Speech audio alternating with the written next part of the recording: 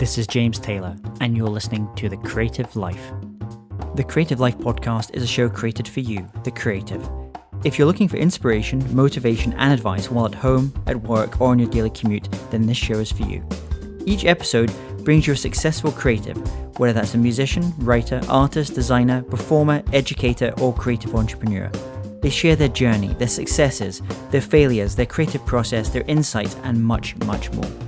This episode is sponsored by C-School, the online school for creativity training. If you'd like to unleash your creative potential and access a free creativity blueprint training series, then just head over to c.school. That's www.c.school for your free training series. In today's episode, I speak with Jonathan Fesmire. We talk about steampunk culture, creating imaginary worlds, and using Kickstarter to fund your book. Enjoy this episode. Hey there, it's James Taylor, and I'm delighted today to welcome onto the show Jonathan Fesmire. Jonathan is an author who started out writing fantasy, but today is best known for his steampunk novels like Bodacious Creed, a steampunk zombie western. Based in Southern California, Jonathan has been a fan of steampunk stories and art for years, and has interviewed many members of the community for the Wild Steampunk Blog. It's my great pleasure to have Jonathan joining us today. So welcome, Jonathan. Thank you.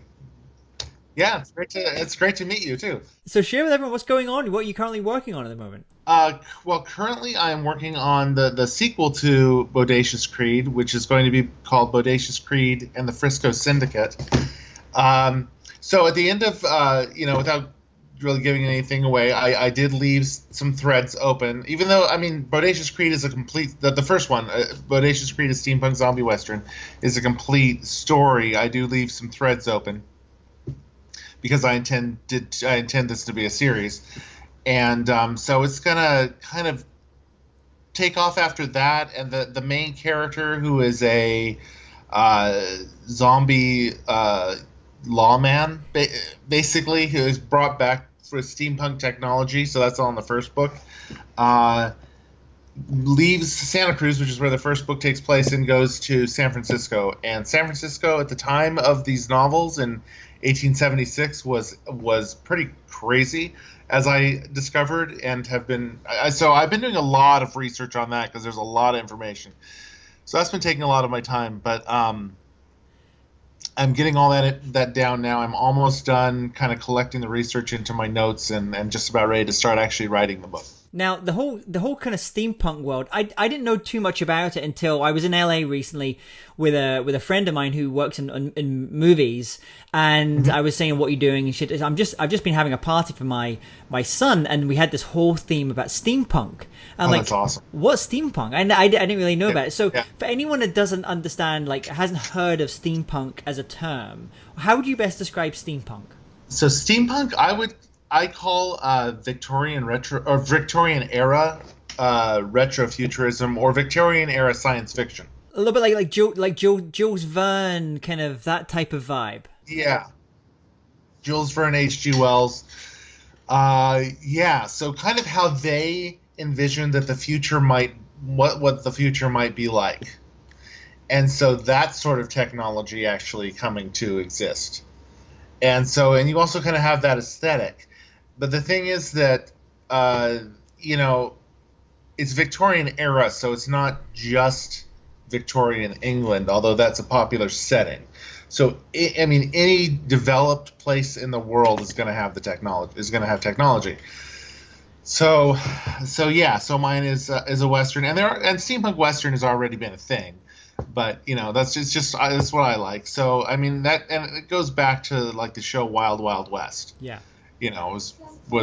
So it goes way back. And one of the things I thought was interesting that as a theme is that, so obviously being from the UK, we kind of get the Victorian thing as well. And I used to have an office in East London, which is Jack the Ripper and all that stuff was about. So you kind of find bars, pubs, steampunk kind of pubs as well. But what I thought was really interesting with what you've been doing is you took a city that you grew up in Santa Cruz. Yeah. And you kind of overlaid this. And one of the reasons I was really keen to have you on as well is, even if someone was watching, they're not fiction writers, let's say, but it was this idea about how you create entire worlds. But then you've taken somewheres that you know, so it has that sense of Yeah. feeling familiar, but Yes. entirely new. So take us, like, how did you first approach? How do you create a world? Well, I've created fantasy worlds and stuff before. The thing, creating a fantasy world is a lot more work because you're really, in general, creating an entire world from scratch and stuff. So I really like the idea of taking history and playing with it and create, like, which is what I'm doing here, and creating a totally alternate world. So with Bodacious Creed, with Santa Cruz, what I did is, rather than make it like historical, what Santa Cruz was historically, I made it more like the modern city, as if like it was turned into a Western, city. Yeah. So, but it's smaller than the modern, city. So, and it's kind of centered around like the downtown area of what is Santa Cruz now, which I think actually is historically accurate. So some of this is like kind of how it actually was, and I looked up things like where the railroad was going at that time, and there's a couple of historical characters in there.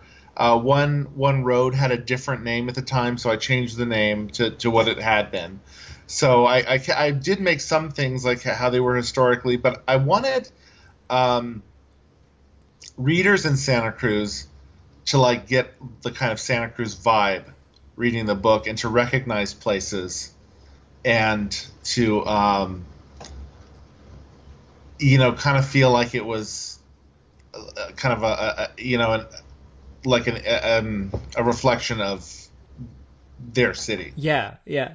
And I love that, because a lot of the time when you read books, like fiction books, especially if they're set in the future, they kind of have a feel where it's a little bit like an Apple product. It feels a little bit too clean and crisp. Yeah. And, yes. and it feels like everything is from this brand new, where if we walk around anywhere, it doesn't matter whether you're in London or Santa Cruz, but places are built up over layers. You have layers, you have kind of old, really old, a little bit newer, super new. And so you can build that into these kind of different layers of a place as well. Kind of, yeah. I mean, there's actually kind of like in the story, there's sort of a history of one of the, and this is again the fictional history, but of how a certain area like kind of came to be within the setting. I think that the better science fiction gets the feeling across of a place being lived in, and that really started a lot, at least in the movies, with like Star Wars. Yeah. They got the like lived in future feeling with the original Star Wars movies, and that's one of the things that just made it feel so much more real. So yeah, I think that's really important for stories, and good fantasy and good science fiction, I think, will do that. Now, you've been a writer for a long time. You're also a copywriter as well. Is there any of those things that you're in terms of your skills as a copywriter that you're able to kind of transpose into the world of fiction writing, or are they very, very different styles, very different techniques? It's just that I can, once I know what I'm gonna write, I can just write it out. So I've been writing long enough that, like, for when I was in grad school and for my work, I don't really need to do any more than one or two drafts, and then I know that it's done. Now with my fiction, I do I go over it much more, and I guess part of that is that at work, I know that I'm doing a lot of research. Often I'm doing topics that I don't know anything or very little about going in, and then so it takes me a couple days to do all the research and then to get it written. But I also know that my team lead is going to edit it and stuff too, and so I'll go over it a couple times, and then she'll edit it, and that'll be good for the site. But difference, there is kind of a difference, and that really in fiction, I mean, you've got a lot more, is a lot of what I'm writing as a copywriter is explaining things or giving instructions for things, stuff like that. So in fiction, it's there's more like description, and I've got description and dialogue, and you want to give a narrative flow, and so it does feel different, and I think that actually needs more editing to be really smooth and just as good as it can be. And then you can kind of open up loops and chapters, and then close them in other chapters. And obviously, you're talking about writing this in a series of books now. So you've probably opened up loops in this book, which you're going to close in the next one, and then new ones will be opened up as well. Yeah. The other thing I noticed about you, about the work that you do, is that you you kind of, one of the, if I look through the book, one of the kind of thanks that you give early in the book is to your community and Kickstarter. Yes. So this is an area that's kind of growing up over recent years, and it's obviously not just authors, but musicians and designers and entrepreneurs, and lots of people using Kickstarter, Indiegogo, all these different platforms. Can you talk about what was your journey into using Kickstarter? Were you just was that kind of toe in the water type thing, or did you very much go, okay, this is something I want in order to raise funds for this particular project, this particular book? It was a little of both. I actually tried a couple of other projects on there because I just thought it would be a neat thing to do to have a project, but those didn't go through, and that was fine. One didn't even get accepted because I didn't know what the heck I was doing, and then another one did, and it just didn't go through. And that was fine. I was like, okay, this is probably a project people just aren't really interested in. But it's like, you know what I really want to do though is this book, and so the book came out. To kind of make it brief, is I have a Master's of Fine Arts in Animation and Visual Effects. Now I've been a writer since way before that, but at one point I got into digital art, and so I decided to pursue this, and for my thesis project, actually, that's when I came up with Bodacious Creed, and so a few of the main character and a couple others were I actually did 3D models of them for my demo reel, and I came up with the basics of the world and stuff. I hadn't set it in Santa Cruz yet, but it was still, the main character who is this sort of steampunk zombie lawman character, and and as I was working on that, and also having been a writer, I was thinking, God, this would make a really good novel. I think this would make a really good basis for a novel, and so I intended at some point to write it. And so then when I was kind of exploring Kickstarter, I decided, maybe this is the time to do this, and I'd have so much fun turning this into a novel. So that's when I decided to do the Kickstarter, and I read a book called, what's it called? I can't recall the name exactly. I'll find it later. But I read a good book on running Kickstarters, and it kind of, it took you through what people have done to run successful Kickstarters. And just gave a lot of very helpful information. So I pretty much followed the instructions in that, and I did a Kickstarter for the first book, and it was successful. So.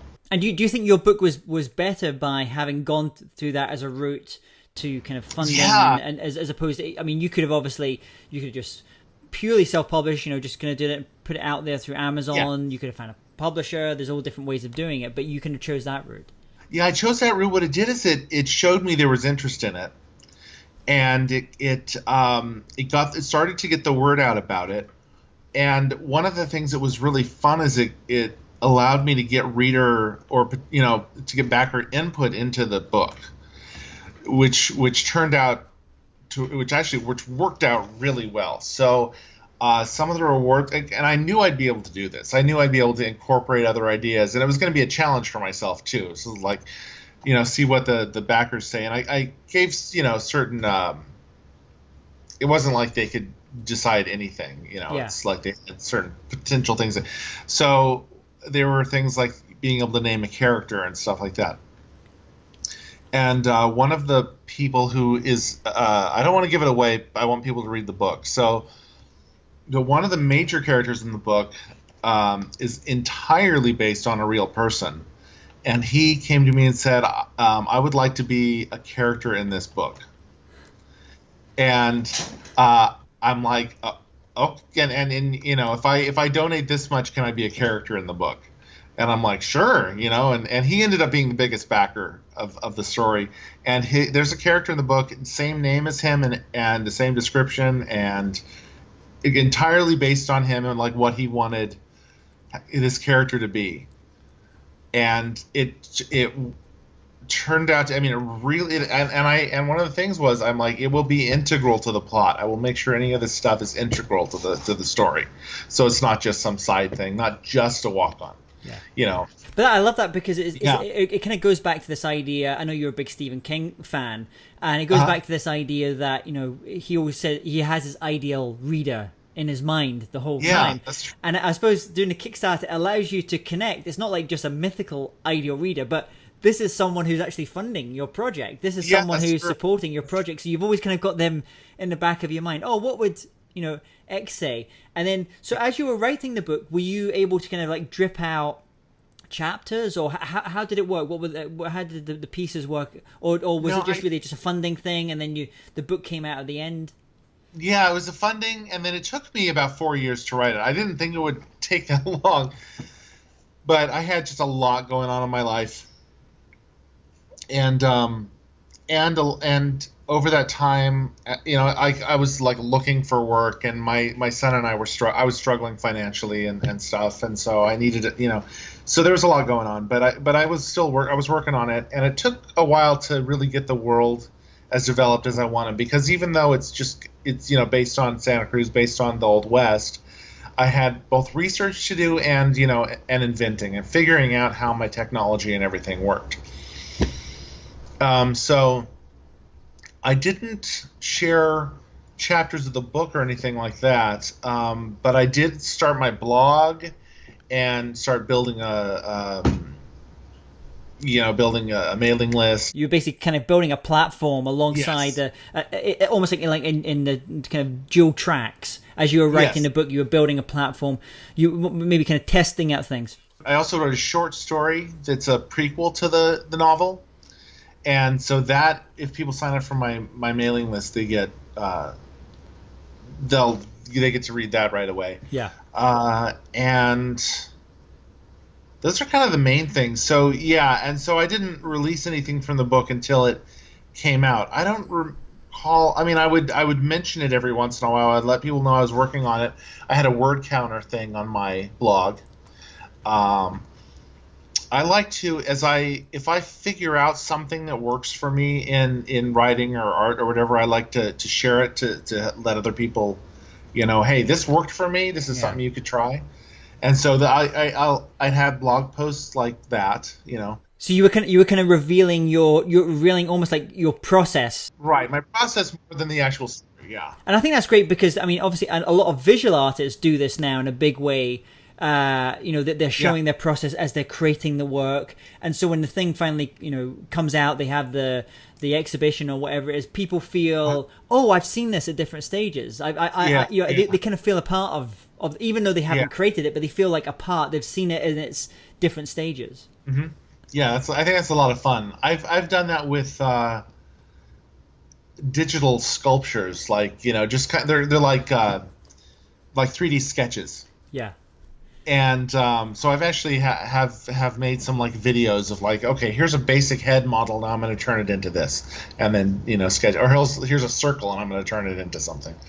So and you kind of see the process. I like that with graphic artists too, how sometimes they'll show you all the layers and you watch through a speed video of them, you know, drawing something, or so and I like that because it's fun to watch, but those kind of things and like some of the videos and blog posts I do, I don't know, I just like being able to help other people. It's like, this works, maybe it'll help you too. And it's funny, I mean, you think about like whether it's Disney, for example, you think like, you know, today we look at these people, you know, as geniuses because we never really got to see how all the layers were built up. But now, now there's obviously a lot more things coming out, and when they come out with a movie, you can see. I think I was watching Ready Player One, a great film. I read the book originally, and then I watched the movie, and you're seeing how all the different layers were kind of built up, and it really brings you into the story a lot more. It maybe takes away some of the thing about thinking of,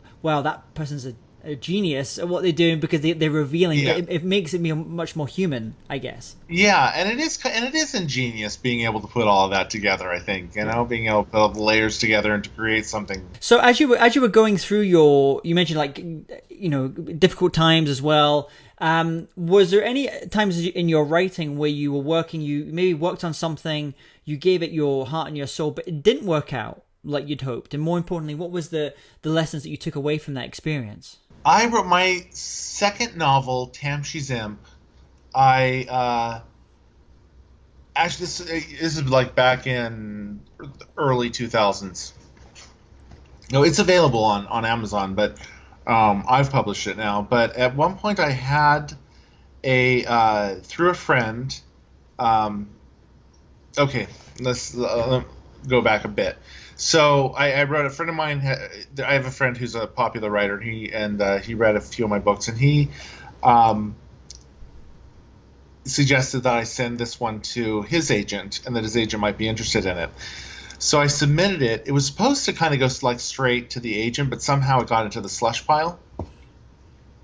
So the funny thing is, so he calls his agent after a few weeks or so and says, did you get my friend's book and stuff? And he goes, well, I haven't really seen it, but we're thinking of signing somebody else, because my first reader read this book and really liked it. She said it's like the most original fantasy she's read in a long time and stuff. That turned out to be my book.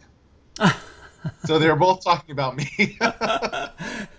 So that was neat, and he signed me on for a little while. But I'm writing longer now. I was writing shorter back then. So somehow my writing has become richer, I guess, or fuller. So this is I was more like Hemingway before, and now I'm more like, I don't know, Stephen King. But your chapters are still quite short, though. They're very punchy. Yes, that's true. Is that also because so many of your readers are going to be reading on Kindle like devices, and you want them to have that experience of like going, feeling, and getting that little hit of pleasure as they finish a chapter? I like that idea, but that's just kind of how I structure my stories. Yeah. That's just how I structure my books. So I, you get sort of the point of the chapter. It's a few scenes. It's got, it's the chapter is kind of about something, or and typically ends with, kind of a cliffhanger or a small cliffhanger, something that's going to want to make you read on. But yeah, it's punchy. It gets, it's a section of the story, and when it's done, it's time for the next section of the story. So what was the lesson that you took from that experience then, of that thing, thinking ending up in the slush pile? Well, that was neat. Well, there's more to it though. But he tried to get my book out there, and no one was buying it. I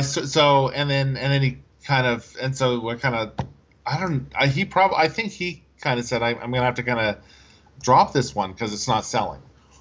And then I ended up with another agent for a little while, and she I think just kind of stopped doing the agent thing.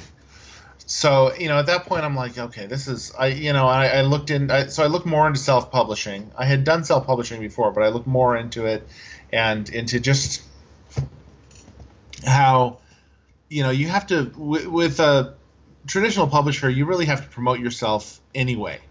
They expect you to promote yourself anyway. So it's like, you know what, I may as well just make the best product I can, and, make it as professional as if it had come from a traditional publisher, and do it myself because I can. I hear this term as well. A number of authors who have kind of been with traditional publishers, and I said, "Oh, are you self-publishing now?" And he said, "No, I don't consider it self-publishing. I call it independent publishing. I have my publishing business, my publishing company, and okay. I'm an author. I'm the only author in my publishing company." And I said, "Well, what's the difference between self-publishing and being independently published?" And he said, it's mindset. They kind of go into it thinking, I want a great graphic, designer. I'm going to have an editor going through it. He said the thing that can sometimes get self-publishing can sometimes be considered not as good or whatever is because it doesn't have those stages that it's kind of going through. Someone can just like put something almost like a blog, for example. It can just kind of go out into the world. But you're kind of you in different ways. You kind of have that different levels of feedback and of trying to create the best product you can. Yes. And I had, like, with with Bodacious Creed, I had a bunch of beta readers, that gave me comments and who were finding a lot of the, the little errors and that crop up, that we don't see. You don't see once you've written something because you're so close to it, so you miss a bunch of the errors. So I have, I have beta readers finding things like that, and then with the next one, I definitely planned. But I had a bunch of people look at it, so I did my best without being able to afford an editor to get it as clean as possible, and I did. And there were errors when it came out at first still, and then as people pointed them out to me, I'd get them fixed, and and that's one of the nice things about self or independent publishing is being able to just update that on the fly. You can make that tweak. Yeah, it's like, okay, so I've made these changes, now I'm re-uploading the Kindle version and I'm re-uploading the print version so that the next person who orders it will get it with corrections and stuff. So, but the next time I do plan to have an editor. But it's interesting because I was speaking to a writer the other day who just published his first book, traditionally published, and he had editors. He had 2 editors, and he said he gets that moment as an author. You get the box with your first copy of your print, and he opened it up, and he opened it up in the middle of the book, and the very first page he opened, there was a typo. Yeah. And he said his heart just sank because he knew how many people, his eyes, the editor's eyes, the publisher's eyes, the beta reader's eyes, and no one had caught it. And he said, okay. And after a while, you can, okay, fine. We fix it on the next one. And that's the traditional publisher. So even with a traditional publisher, that stuff can still happen. It does. And I mean, there are very few traditionally published books that I read that I don't spot a typo or two. I'm pretty So that it happens with traditional publishers too. That was kind of another thing I realized too, going into self or independent publishing, was that a lot of traditional publishers would have you think that as gatekeepers they kind of ensure quality, but there are a lot of bad books that get traditionally published that are just not well written and stuff. That it happens in traditional publishing too. So it's the way of the beast. It's just the way it is. It's just the way of the beast. Somebody approves a book that you're going to think isn't that great, So and it gets published anyway. And then there are a lot of great writers who are traditionally published now, but who had a tough time getting in, like J.K. Rowling.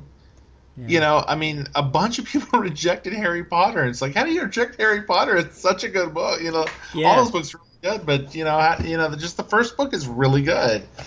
And so, and it's amazing that a bunch of publishers rejected that before, and now she's like, I mean, she's given away a lot of her money because she's amazing, but now she's insanely successful and rich, and it's funny. There's in Silicon Valley on Sand Hill Road.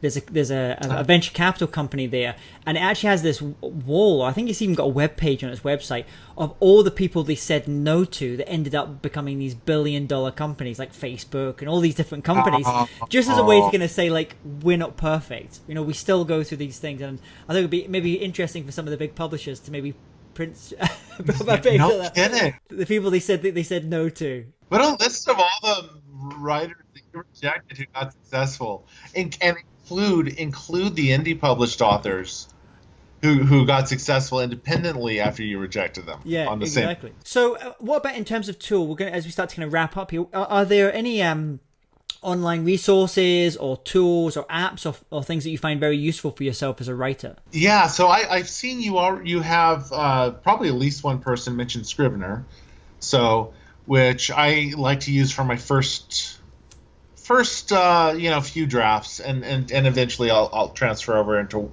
Microsoft Word and get everything formatted and edit that way. But Scrivener's great because it allows you to separate out your chapters and scenes and move things around and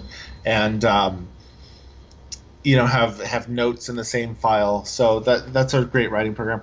But one that other people might not have mentioned is I like having a wiki for my series Bible. And so I use a site called Slimwiki. And I love this site. So you go on there, you can make your own wiki, and create links on the fly and everything. So I can go into mine and go into where my characters are and add new characters, or create a settings page for certain places. And then I have and so yeah, it's a series Bible. I can go in there and have my references there. And is this a publicly available wiki as well? People want to kind of learn more about the world? So this is just for you, so you've got a way of seeing that. I know there are writers who have done this kind of thing, not on Slimwiki, but this kind of thing, and they'll have like a series Bible up. But this is just for me, and so it's for so it's a lot of information. It'll also have information that you won't see in the books and that I don't necessarily want people to know. Yeah. And so, I mean, if I wanted to do like a series, like a Creedverse website or maybe part of my site at some point, I actually do have that a little bit. I have some basics on my site about it.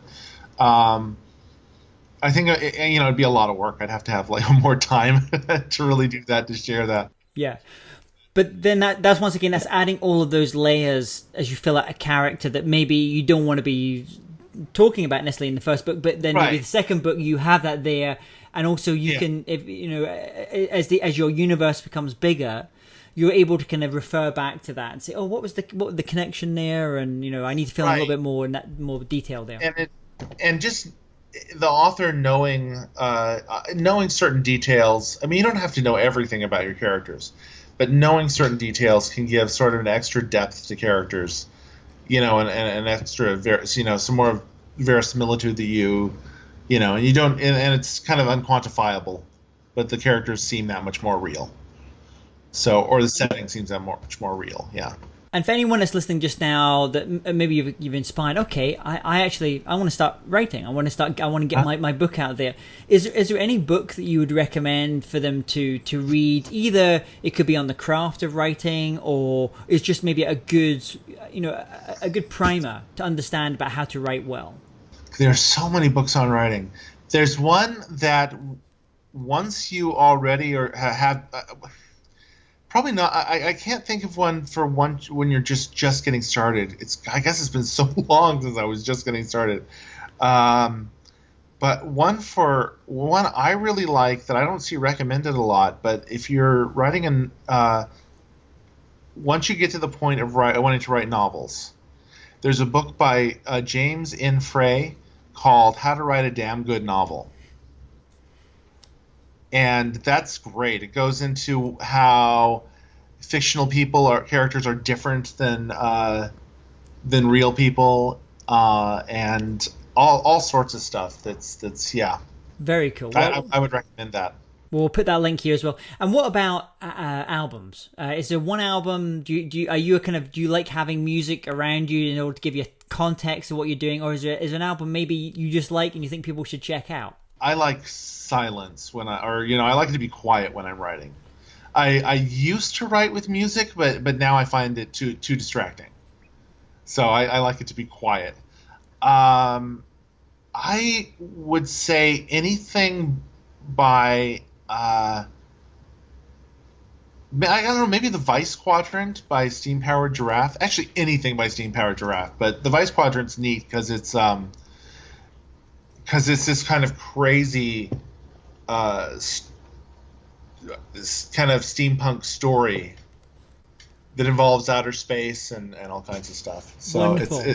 And alternate realities, and it's really neat. I was trying to think about what would be the ideal music to listen to, maybe in the background as you're reading the book. So at first I feel like be Tom Waits type of thing, or I was thinking about different there was something that could work. Yeah, well. I don't know. So I want you to imagine for a second that you wake up tomorrow morning and you have to start from scratch. So you've got all the skills, all the knowledge you've acquired over the years, but no one knows you. You know no one. You have to restart. What would you do? How would you restart? Okay, so basically I don't have a platform is exactly the premise. Okay, my platform is just gone. Are my books still out? Nope. You have to start from... No one knows who you are. You have to start from scratch. I got to start from scratch. Do I have to rewrite the books? Yes, you'll have to rewrite the books, but you've got a clean slate. You know everything you know now. So you have all those script lines. You have all those stories. So I think the first thing I would do after I cried... I'm like, what happened is I would restart my blog. I'd create a website first thing, website, blog, about me. I would, as soon as I had enough to get it, and this is another useful thing, I would get, I would sign on to Mailchimp and start a new mailing list. I would, and make a, light box that pops up on my website to get people in there. I would, there's an app I use called KingSumo. Yeah. You're familiar with that? Yeah. And it's a giveaway app. So actually I might not get that right away because I would have to have something to give away. I'm doing a giveaway right now. I don't know if you want me to send you that info. Well, that's actually going to be my next question to you anyway. Okay. If people do want to find out more, read more about you and your learn more about you and your writing, learn about the blog, learn about Bodacious Creed, where should they go? Where's the best place for them to go and find out more? Okay. Do you want me to finish the other one first and then get to that? Yes, go for it. Okay. So I would at least set aside the money or start saving the money to get KingSumo, because it's $200, but once you have it for life, and it's a great giveaway platform that allows you to you give something away and people subscribe to your newsletter. So, but I would make sure that I had that newsletter and start working on that. Get a Facebook presence, get on Twitter, start building my Twitter back up again, and start, they would probably turn out really different, but I don't know if I would do another Kickstarter. I think I would feel exhausted for doing it. It'd feel kind of exhausting writing the same book again, but I like Bodacious Creed so much that I would probably just rewrite it, as best I could. So, and it's not like I've never done that before. My first novel, Children of Rotlan, I wrote one draft of it. I got some.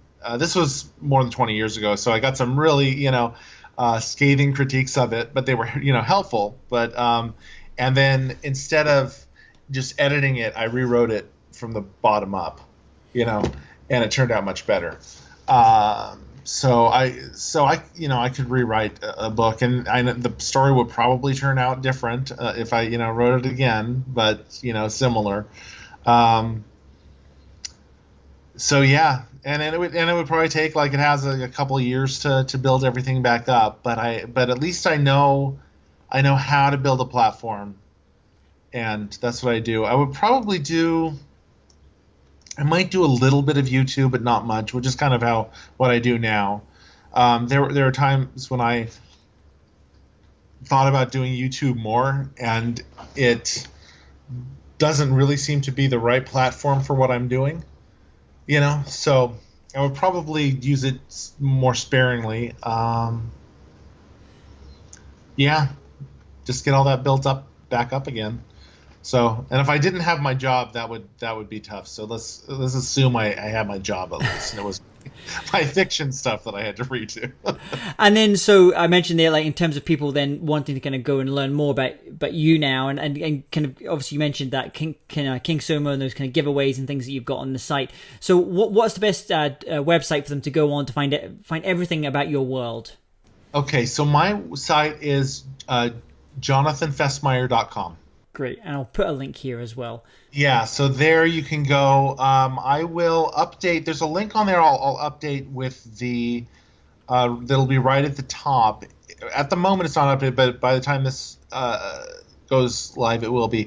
I'm doing a giveaway right now of one of the limited hardcover editions of Bodacious Creed, and 6 Bodacious Creed themed dice.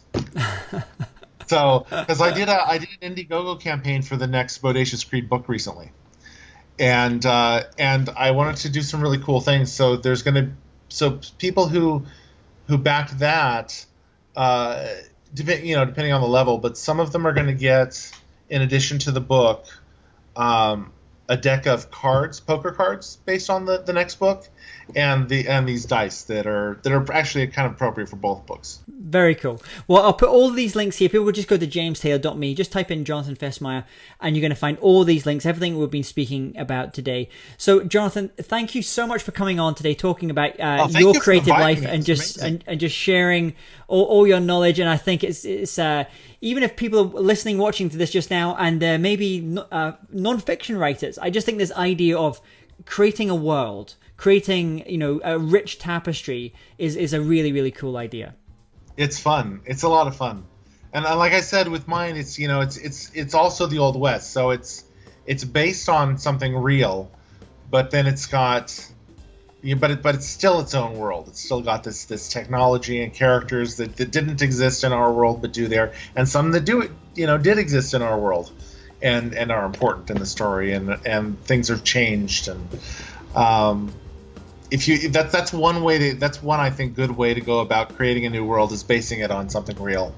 Fantastic. And that helps to give it depth, but then you're going to give it more depth as well when you come up with your own changes and whatnot. Great. Well, Jonathan, thanks so much for coming on the show today. It's been a pleasure speaking to you.